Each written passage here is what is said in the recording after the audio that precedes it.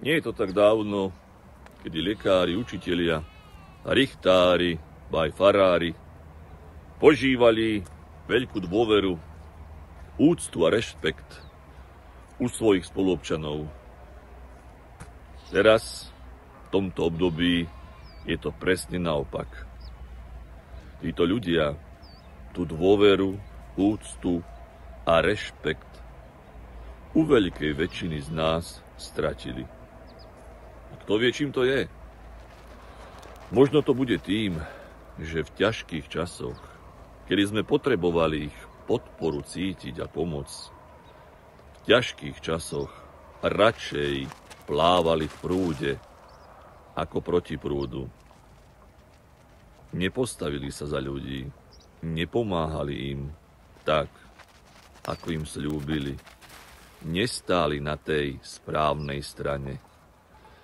Zvolili si cestu, ktorej sami neverili, ale napriek tomu ich tam niekto presvedčil o tom, že robiť si pokusných králikov z vlastných spoluobčanov je správna cesta.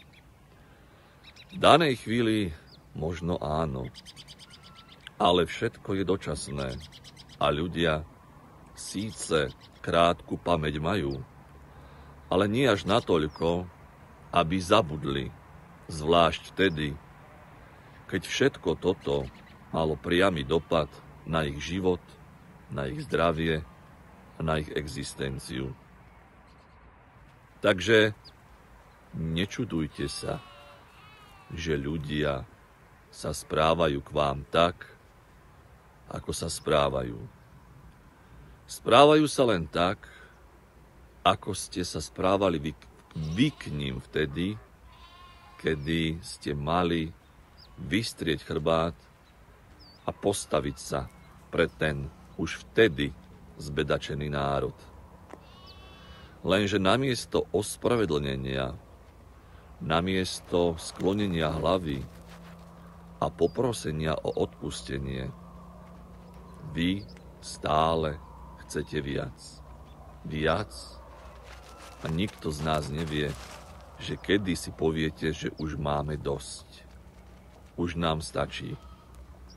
Ale ja za seba poviem, ja už mám dosť vás, ktorí si myslíte, že ste viac ako ostatní. A nie ste. Každý nahraditeľný, aj richtár, aj farár, aj lekár, aj učiteľ, aj ja ako bača, aj roľník, aj robotník. Každý je nahraditeľný a zároveň nenahraditeľný. Preto, aby spoločnosť, národ a Slovensko tu bolo aj zajtra, aj o 10 rokov, aj o 100 rokov. Potrebujeme sa navzájom. Nikto sa nemôže pred nikým vyvýšovať a nikto z nás, obyčajných smrteľníkov, nemá dôvod sa pred nikým ponižovať. Toto majme na zreteli a hľadajme k sebe cestu, ako sa spájať a nie ako sa rozdeľovať.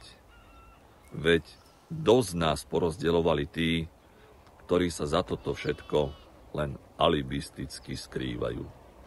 Váš Paľo.